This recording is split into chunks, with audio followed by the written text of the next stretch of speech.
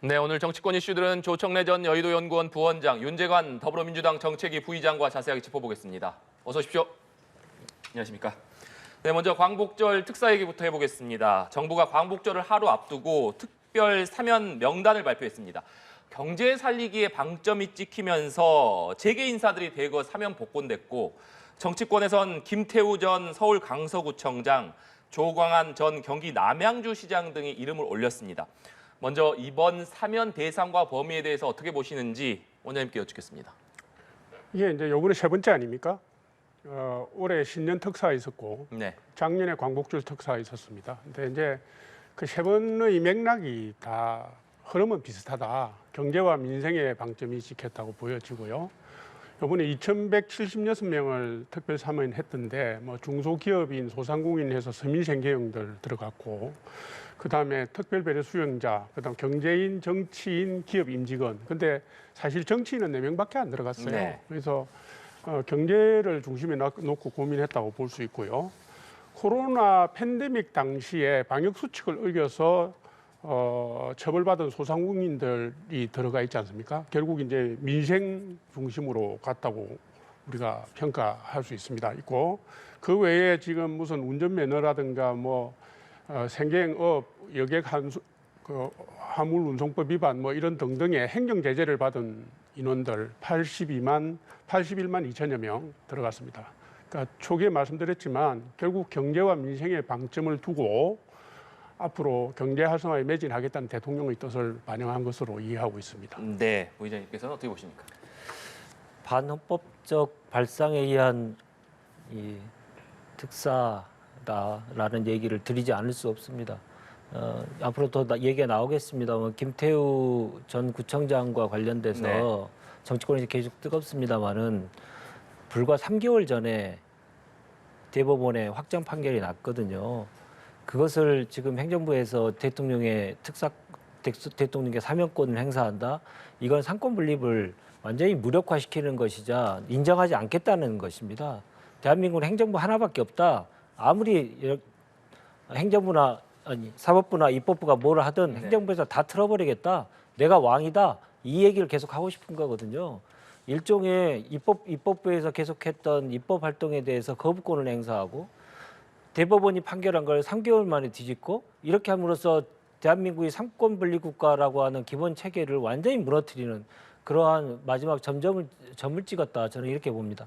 네, 김태우 전 강서구청장 사면에 대해서 말씀을 해주셨는데 말씀해 주신 대로 김 전 구청장이 문재인 정부 시절에 청와대 특감반 비리 의혹을 폭로했다가 올해 5월에 징역 1년에 집행유예 2년이 확정되면서 강서구청장직을 상실을 했습니다.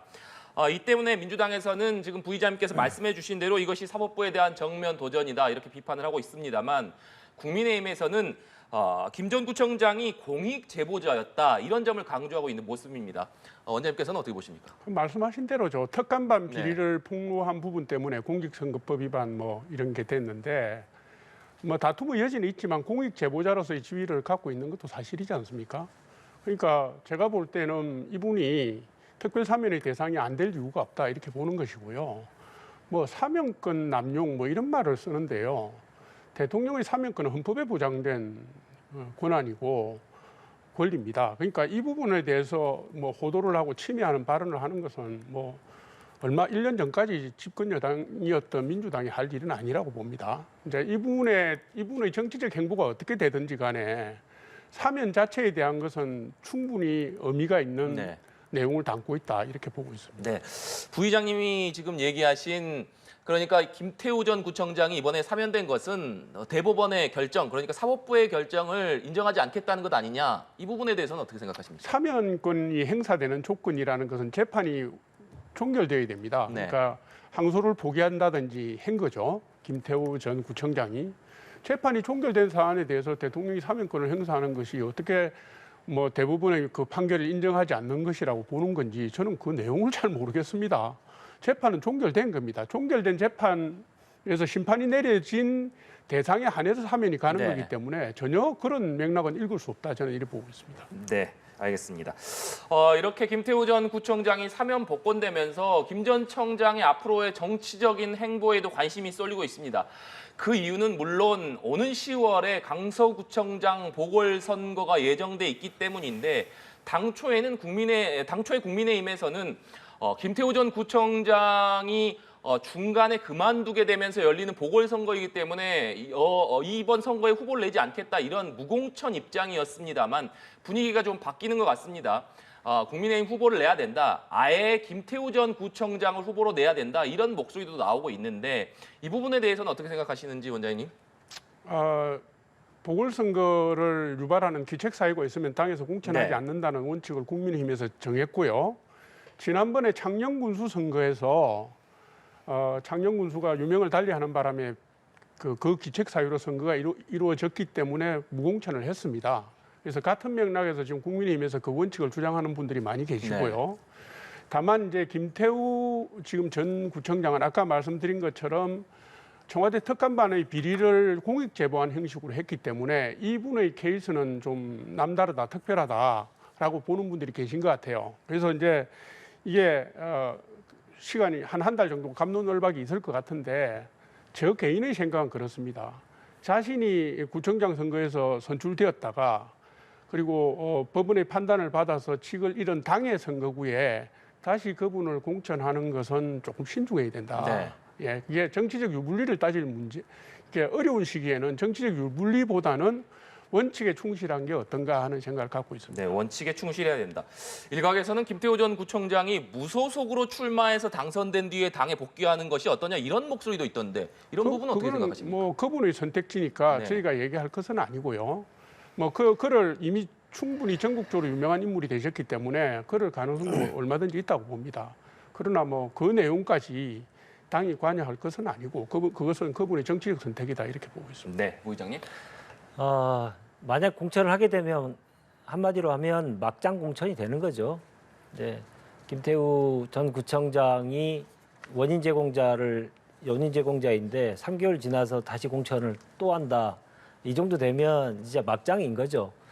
아까 공익제보자의 지위를 인정받았다고 계속 얘기를 하십니다만은 그게 좀 헷갈리시는 것 같습니다. 법원 판결문을 보시면 공익제보자로서 인정을 일관되게 받지 못했습니다. 1심 판결부터 3심까지 마지막 최종심까지 받지 못했고요.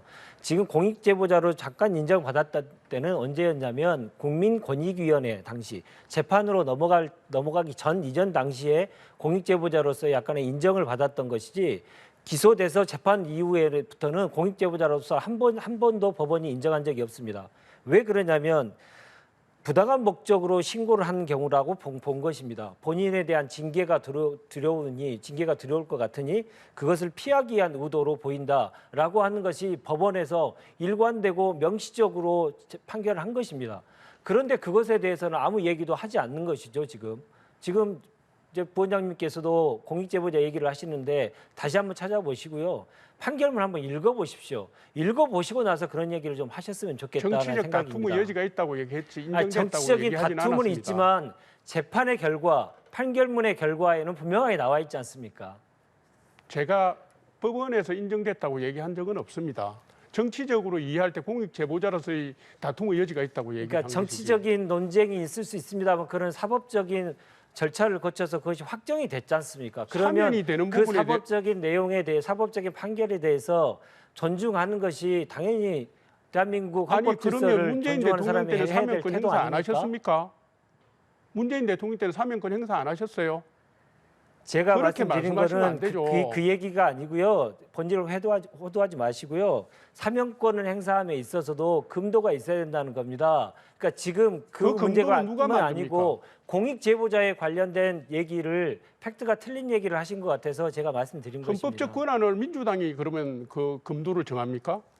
그건 아니죠. 헌법에 보장된 월권이다 권한을 이 가지고 말입니다. 제가 볼 얘기하시면 때는 네, 공익 제보자로서의 다툴 부분이 있다고 네, 그랬지 알겠습니다. 인정됐다고 얘기한 적 없고요. 네, 광복절 특사와 관련된 얘기는 이쯤에서 마무리하도록 하고요. 잼버리 얘기로 좀 넘어가 보겠습니다. 새만금 세계 잼버리 대회가 마무리되면서 본격적인 책임 공방이 시작이 됐습니다. 여야에서는 이것이 전 정부의 책임이다, 아니다, 현 정부의 책임이다 이렇게 뜨거운 공방을 시작한 모습인데 두 분께서는 어떻게 생각하시는지 먼저 이번에는 부의장님께 여쭙겠습니다. 이번 잼버리에 관련돼서는 뭐 부끄러움은 이제 국민의 몫이다 이렇게 문재인 전 대통령께서 얘기도 하셨는데 정확한 표현이시라고 생각하고요.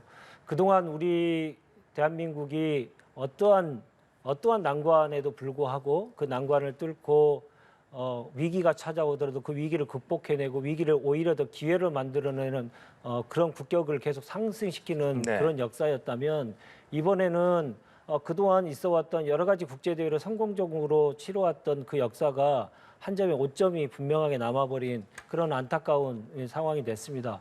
여러 가지 원인 이야기가 있습니다. 준비 부족이라든가 컨트롤 타워 부재라든가 그리고 남탓하는 이러한 버릇이라든가 이런 것들이 계속 얘기 나옵니다만은 평창 올림픽을 준비하는 과정에 참여했던 저의 입장에서 보면 대통령실 그리고 국무총리실의 이 지휘 능력 이것들을 전혀 볼 수 없었다라고 하는 그것들이 위기의 원인 중에 하나라고 저는 생각을 합니다. 평창 때도 마찬가지로 저희들이 집권을 하고 나서 5개월 만에 평창을 가보니 방한 대책이 전혀 없었거든요. 그 방한 대책을 세우기 위해서 청와대 인원들도 전부 현장에 가서 본인이 몸소 체험하면서 그 방한 대책의 수립에 참여하고 국정 운영을 진두했던 그런 경험이 있습니다. 그러면서 아무 문제 없이 그 평창 올림픽을 치러냈거든요. 이 잼버리 관련돼서 15개월 동안 도대체 무엇을 했는가? 그 과정 속에 뭐 여가부가 잘했느니 어느 부서가 잘못했느니 뭐 전북이 잘못했느니 여러 가지 문제가 있습니다. 여러 가지 얘기가 나오고 있습니다만은 확실한 건 국정의 최고 컨트롤 타워는 대통령실이라는 겁니다. 그 대통령실의 역할이 보이지 않았던 거 그것에 대해서는 분명하게 책임을 물어야 된다. 저는 그렇게 생각합니다. 네, 부원장님께서는 어떻게 보십니까? 아니 이제 이게 너탓 내탓 문제가 아니라 이게 이제 행사가 끝났지 않습니까? 행사가 끝나면 그거를 이제 복귀를 해보고 네. 평가하고 조사하고 필요한 게 있으면 수사도 해야 되는 겁니다. 그래야 앞으로의 일에 대비할 수 있잖아요. 지금 끝났으니까. 근데 이제 세계 잼버리 대회 유치가 결정된 게 2017년 8월이고요. 관련 특별법이 통과된 게 2018년 12월이고 세계 잼버리 새만금 잼버리 대회 조직위원회가 구성된 게 2020년 7월입니다. 이 시기가 너 탓 내 탓이 아니라 문재인 정권 시기입니다. 그리고 조직위원회가 구성되고 난 뒤에 문재인 정권 당시의 여가부 장관하고 김윤덕 의원이 3년 동안 공동위원장을 했고요. 그다음에 그 부지 선정 문제라든가 예를 들면 매립지가 아니라 개퍼를 메꿔서 가는 문제라든가 그 이후에 하드웨어에 해당하는 시설물을 만드는 문제라든가 이것이 다 그 시기에 집중이 돼 있습니다. 돼 있고 그다음에 조직위원회뿐만 아니라 집행위원회가 예산권 승인권을 다 가지고 있었습니다. 집행위원장이 전라북도 지사였고요. 그래서 이 부분을 구체적으로 밝히는 건 밝히고 조사해야 될 건 하자는 것이고요. 뭐 윤석열 정권 출범 이후에 있었던 뭐 운영의 미숙이라든가 챙기지 못한 점은 뭐 부인하지는 않겠습니다만은 이 부분과 그 부분을 섞어서 가는 것은 맞지 않다. 이 점을 제가 말씀드리겠습니다. 네, 밝힐 건 밝히고 수사할 것은 수사해야 된다 이런 말씀 주셨는데 감사원이 이르면 이번 주에 이번 새만금 잼버리와 관련해서 감사에 착수할 예정이라고 합니다. 그런데 민주당에서는 이번 정부의 감사원에서 하는 감사는 믿을 수 없다 이런 입장인 것 같은데 부의장님 어떻습니까? 아니 민주당에서 한 얘기가 아니고 최재 감사원장이 작년 7월에 법사위에서 감사원은 대통령의 국정 운영을 지원하는 기관이다라고 스스로 대통령을 바라보게 하는 기관으로 스스로 그 커밍아웃을 했습니다. 그런 상황에서 어떻게 지금의 그 여야 간의 공방이 있는 상황에서 감사원에게 맡기면 결과가 뻔하지 않겠습니까? 당시 대통령을 국정 운영을 지원하는 기관이다라고 하는 답변을 최재위 원장이 하고 나니까 지금 여당 소속인 김도우 위원장이 한 말씀이 계세요. 내 귀를 의심케 하는 발언이다라고 할 정도로 어이없는 발언이고요. 도저히 감사원장으로서의 적합하지 않는 발언들을 계속 하셨습니다. 감사원은 대나무와 같아야 되는데 윤석열 정부에서 감사원은 지금 해바라기입니다.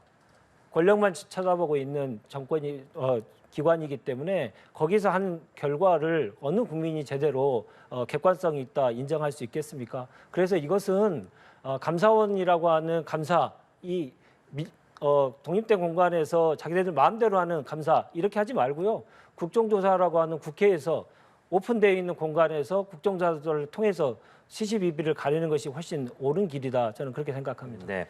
현 정부 감사원에서 진행한 감사는 편파적일 것이 확실하기 때문에 믿을 수가 없다. 이런 말씀이신데 원장님께서 어떻게 보십니까? 문재인 정권 때는 감사원이 편파적이었나 봅니다. 제가 말씀드리겠습니다. 지금 요번에 이 새만금 잼버리 대회와 관련해서는요.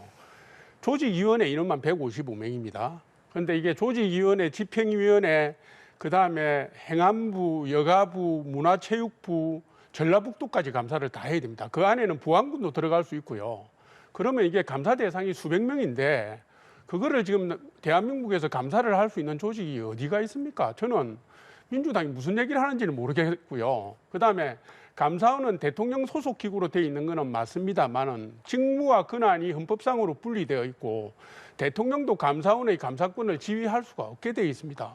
그걸 민주당이 모르겠습니까? 5년 동안 집권 여당을 했는데 그런데 생터집을 잡잖아요. 국회 국정조사는 말하자면 수백 명을 정인으로 불러서 체력할 수가 없습니다. 국정조사가 짧은 기간 안에 그걸 할 수도 없고요. 실체를 밝히는 것보다는 정쟁거리로 비화시켜서 논란만 만들거든요. 그러니까 평가, 조사, 수사를 거친 다음에 그 결과를 보고 국정조사를 해도 늦지 않다. 그때 가서 여야가 논의하자는 게 맞는 방향 아니겠습니까? 네. 국정조사는 실체를 밝히기가 어렵고 오히려 정쟁만 키울 수 있다 이런 말씀이신데 그렇다면 민주당에서 지금 국정조사 요구를 하고 있기 때문에 국민의힘에서는 이것을 수용할 가능성은 높지 않다 이렇게 보시는 건가요? 저는 볼 때 현 단계에서는 높지 않다고 봅니다. 네. 부의장께서는 어떻게 생각하세요? 아니, 국정 관련된 아주 문제가 벌어졌을 때 국민의 대표 기관이 조사를 하고 국민 앞에서 그 결과를 보고 드리는 것 그것은 너무나 당연한 민주국가의 운영 원리입니다. 근데 작년에 이태원 참사 때도 그랬고요. 여러 가지 사건 때 국정조사를 하자는 것에 대해서 왜 여당이 반대를 계속 하십니까? 왜 공개적인 장소에서 국민들을 보시는 앞에서 잘잘못을 분명하게 지적하고 하는 것을 왜 자꾸 반대를 하시고 발목을 잡으십니까? 그건 적절하지 않죠. 이렇게만큼 국민들에게 실망을 줬던 내용이 있으면 아니 누가 잘못했는지를 좀 떳떳하게 밝힐 필요가 있지 않겠습니까? 아까 감사원 관련해서도 얘기 드리는 것은 지금 계속 감사원이 중립적으로 감사를 할 수 있도록 보장하지 않고 계시지 않습니까? 자꾸 전라북도만 문제가 있는 것으로 계속 감사에 지침을 내리고 계시지 않습니까? 그렇게 하니 감사원이 제대로 조사를 할 것인가 의구심이 들 수밖에 없는 겁니다. 그리고 전 정부의 탓을 계속 하시는데 이준석 전 대표도 지금 페이스북에다 올릴 정도로 전 국민이 다 알고 있습니다. 1170억의 80% 이상을 이 정부에서 썼다. 윤석열 정부에서 썼다. 그리고 집행위원회인 전북이 쓴 게 아니고 조직위원회. 그 상부기관인 중앙정부가 해당하는 조직위원회에서 80% 이상을 썼다라고 하는 것이 지금 다 드러나 있는 상태 아닙니까? 그럼에도 불구하고 지금 여당은 계속 전북만 잘못했다 계속 이러고 계시지 않습니까?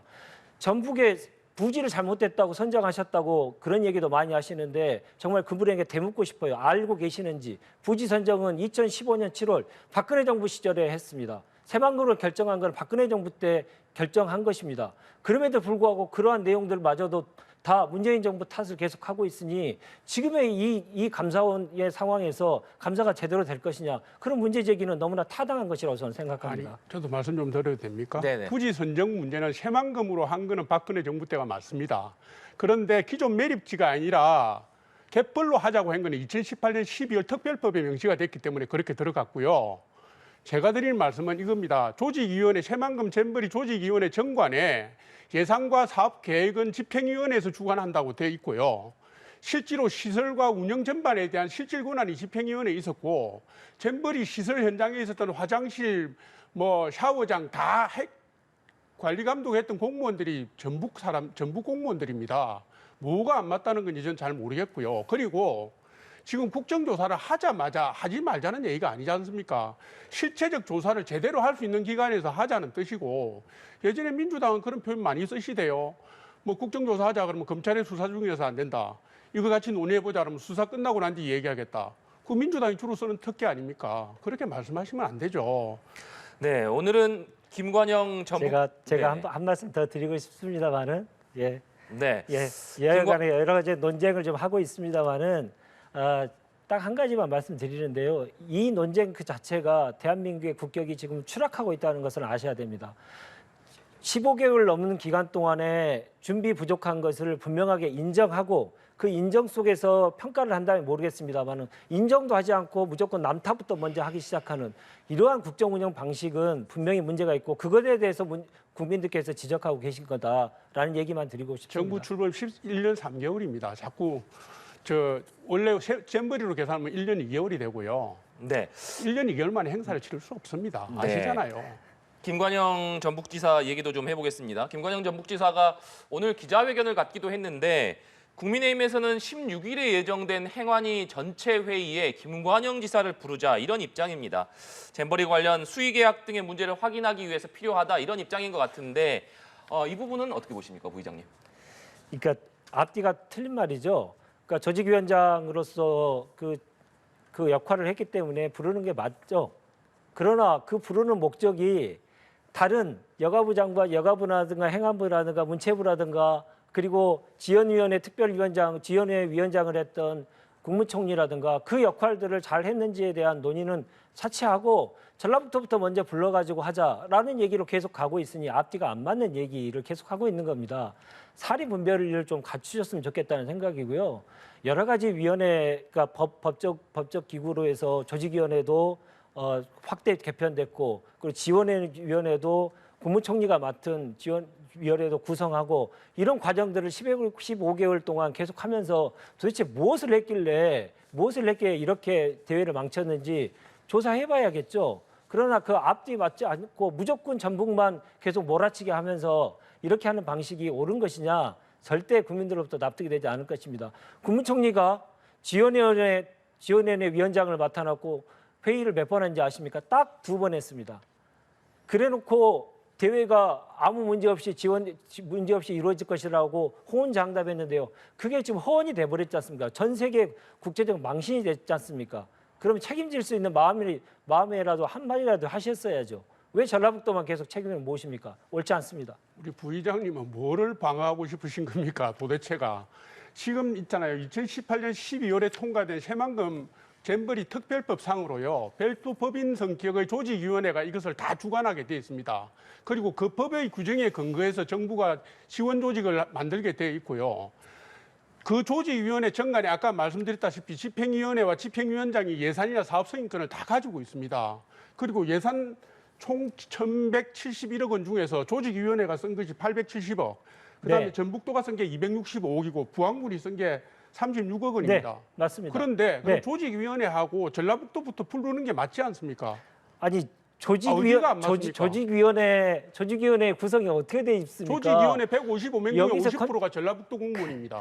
컨트롤타워, 이 잼버리 관련된 컨트롤타워는 아니요. 조직위원회입니다. 집행위원회가 아니고 조직위원회입니다. 다시 한번 보십시오. 조직위원회가요. 지금 155명의 사무국 지원을 가지고 있는데 그중에서 49%가 전라북도 공무원입니다. 윤석열 정부 출범 이후에 1,170억 중에 1,015억이 윤석열 정부 출범 이후에 집행이 됐습니다. 그중에서 그러면 책임이 대부분은요. 누가 더 있겠습니까? 분명하게 그 책임을 가지고 아니, 얘기를 그렇게 하셨어야죠. 말씀하- 조직위원회가 쓴 거죠. 1,171억 원 중에서 화장실, 샤워 시설에 들어간 거는 129억 원밖에 안 됩니다. 그것이 집행이 어디서 됐든 간에 조직위원회와 집행위원회가 쓴 거라 이 말입니다. 네. 그것을 무슨 윤석열 정부가 쓴 것처럼 자꾸 말씀을 하시는데 네. 지금 정부의 출범 이후에 조직이든 전라북도든 상관없이 총 사업비의 80% 이상을 윤석열 정부 출범 이후에 사용했습니다. 그 그러면 조직위와 뭐 전라북 집행위원회가 그 집행을 다 전라북도와 하면서 민주당 어떻게 사람들이 다 이 얘기를 준비하신 하는 겁니다. 겁니까? 네, 두 분께서 입장이 팽팽하신데 잼버리 관련해서는 마지막으로 이 부분 짚어보겠습니다. 문재인 전 대통령이 페이스북에 잼버리 대회로 우리는 국격을 잃었고 긍지도 잃었다. 사람의 준비가 부족하니 하늘도 돕지 않았다. 이렇게 썼는데 문재인 대통령이 이런 글을 SNS에 올린 이유에 대해서 어떻게 보시는지 먼저 부원장님께 여쭙겠습니다. 아니 뭐 소회가 있겠죠. 네. 문재인 대통령 때 이걸 유치해가지고 5년 동안 끌다가 온 사업이고 본인이 직접 국정과제 100대 과제에다 넣었던 사업 아닙니까? 그러니까 그거를 언급하신 거 그리고 거기에서 무슨 사과의 말씀하신 거는 저는 뭐 그 소회는 이해를 합니다. 하는데 결국은 문맥을 끝까지 다 읽어보면 저분도 남 탓하잖아요.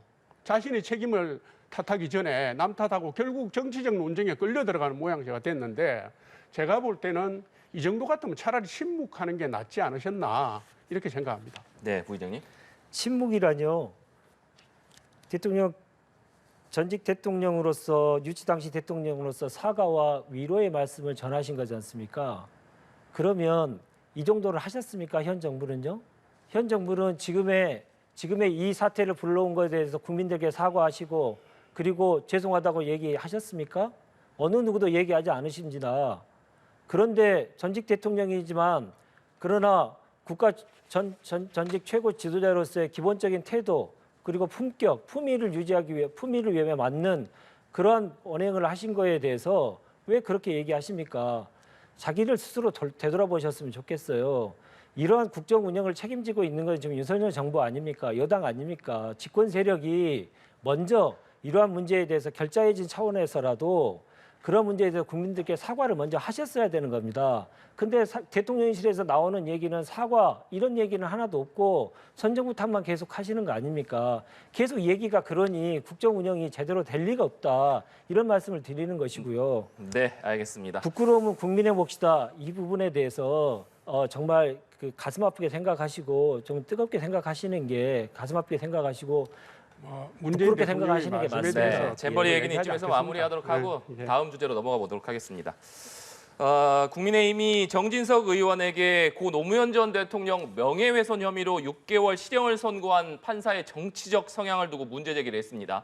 이 판사가 고등학교 재학 시절에 노무현 전 대통령 탄핵과 관련해서 한나라당을 비판한 글을 놓고서 노사모라고 해도 과언이 아니다. 이렇게 정치적 성향이 판결에 영향을 미쳤다. 이렇게 주장을 하고 있는데 법원에서는 이것이 과도한 인신공격성 비난이다. 이렇게 반박을 했습니다. 먼저 법원에서 이번 명예훼손 혐의에 대해서 징역 6개월 형량을 내린 것에 대해서는 어떻게 생각하시는지 궁금하고 또 국민의힘의 문제 제기는 어떻게 보시는지 먼저 부의장님께 여쭙겠습니다.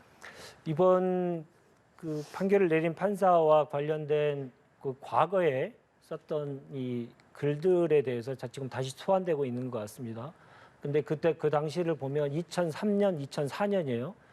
이제 한 20년 지난, 최소한 20년 지난 얘기들이 지금 다시 나오고 있습니다. 그게 이제 특정 언론을 통해서 보도가 됐는데요. 저는 정말 의심스러운 게 특정 언론의 보도가 판결이 나자마자 하루 이틀 사이에 어떤 사람의 20년 전 얘기를 다 끄집어내가지고 그것을 보도할 만큼 언론사의 정보 능력이 그만큼 뛰어날 것인가? 저는 그러지 않을 거라는 생각이 들거든요. 이 판사에 대해서 누군가가 어떤 사람이 이 판사를 비롯해서 어떤 분들이 계속 판사의 판결에 문제가 생기며 문제의 제기를 하기 위해서 소위 말해서 사찰을 하고 있는 것 아닌가라는 의심이 들 정도입니다. 아니 생각을 해보십시오. 20년 전에 고등학교 때 했던 글이 다시 소환되고요. 대학 때 했던 20년 전에 했던 대학 때 글이 다시 소환되고 본인의 트위터에 판사의 과거 트위터에 좋아요를 어떤 사람들의 글에 눌렀는지까지가 기사에 나왔거든요. 이거는 누군가가 사찰이나 집중적으로 보지 않으면 누가 알 수 있겠습니까? 그러면 과거의 판사 이전의 내용까지도 다 했다는 거 아니겠습니까? 저는 이 점에 대해서 매우 지금 이건 중요한 문제다라고 보고 있고요.